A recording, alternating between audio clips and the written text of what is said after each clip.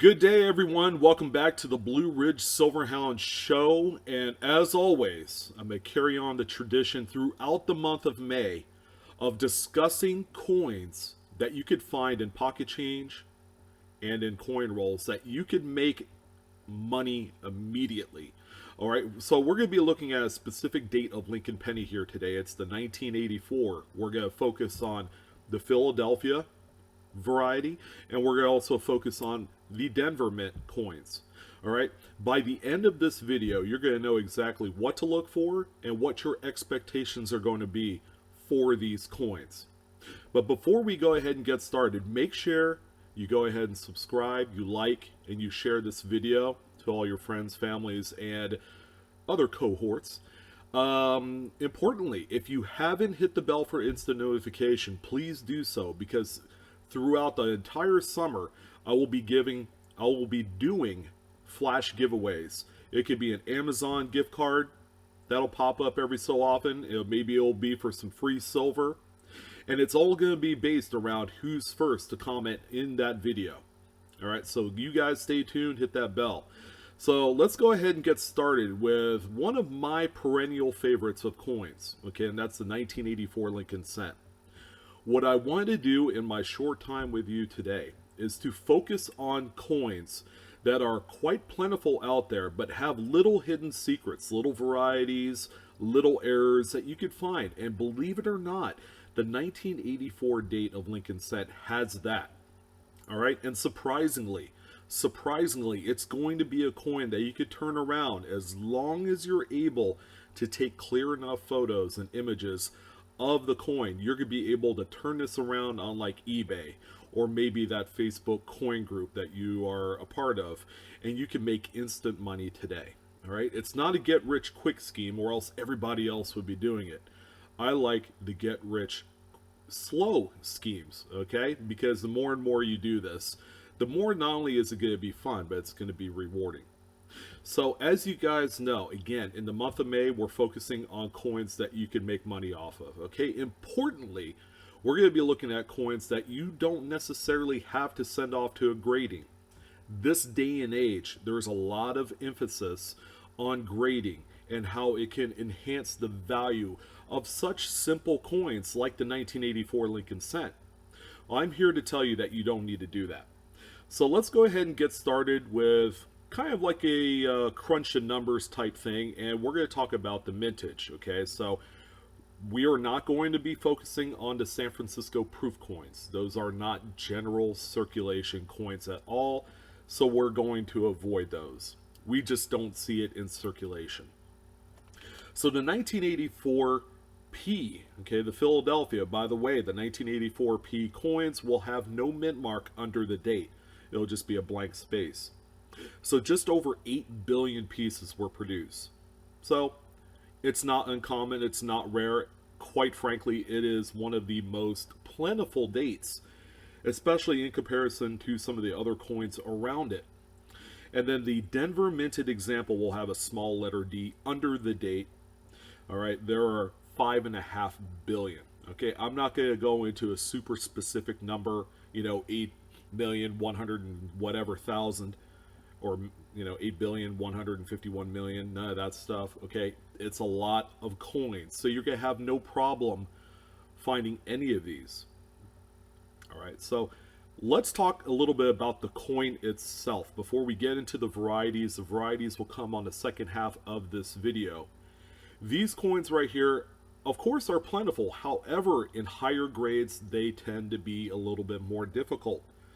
If at any one given time you go through a full $25 box of Lincoln pennies, you will be lucky to find most coins from the 80s in brilliant uncirculated mint state condition. Okay, it's just tough because they've been around the block.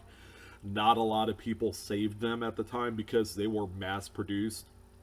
However, okay, where you see a lot of value in these are in full gem, brilliant uncirculated rolls. Okay, I have an example of one such photo right here, okay, from an eBay seller. Actually, I'll get you the name right now, and that's Treasure Chest. So the image credit goes to Treasure Chest on eBay. So this is an example of what a brilliant uncirculated roll of 1984 Lincoln pennies looks like. These have been going up in price, all right, here in the last few years. These have been jumping up close to about $7.50 to $10 a roll. And the big driver to the price increase isn't so much the grade of the coins, it's the speculation that you could find what is probably one of my favorite varieties in the 1984 Lincoln penny date, and that's the doubled ear variety, okay, also known as FS 101. This is the ultimate chase coin, probably in the whole 1980s series.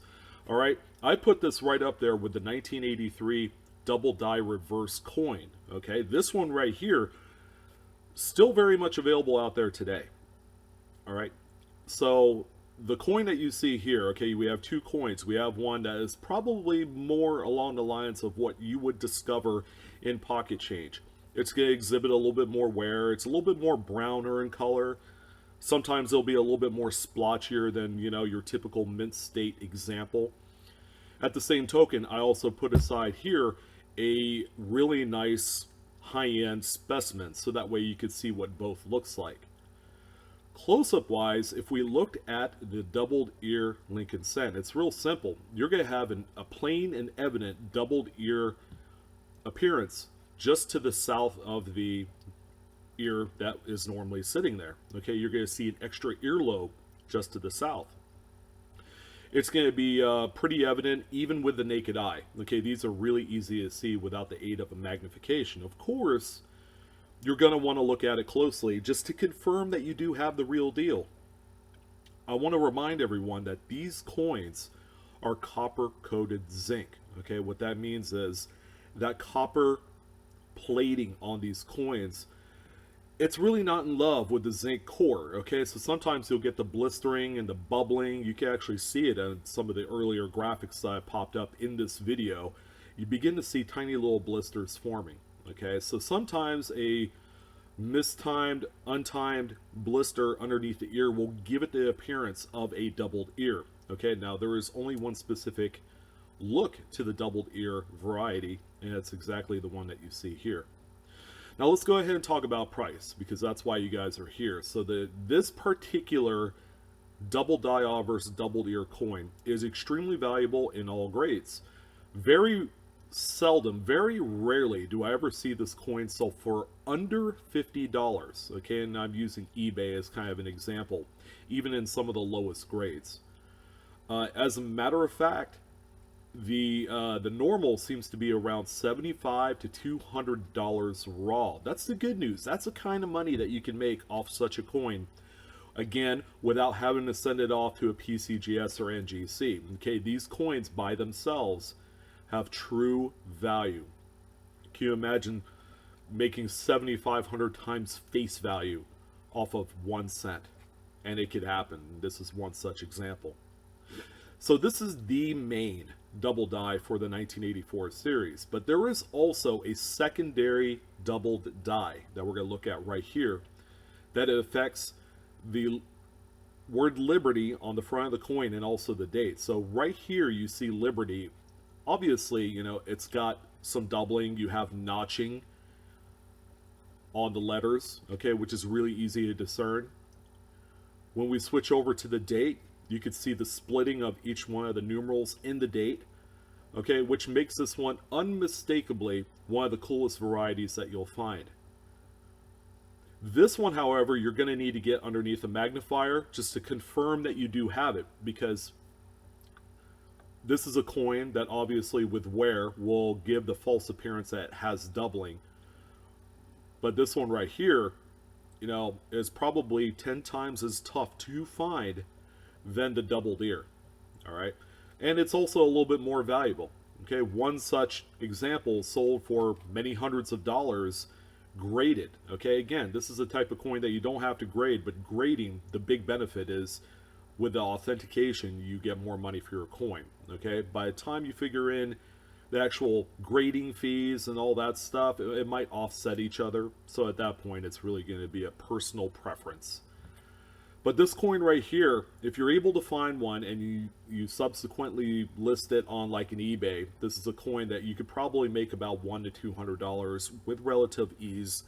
The lower graded examples, of course, will probably fall somewhere south of $100.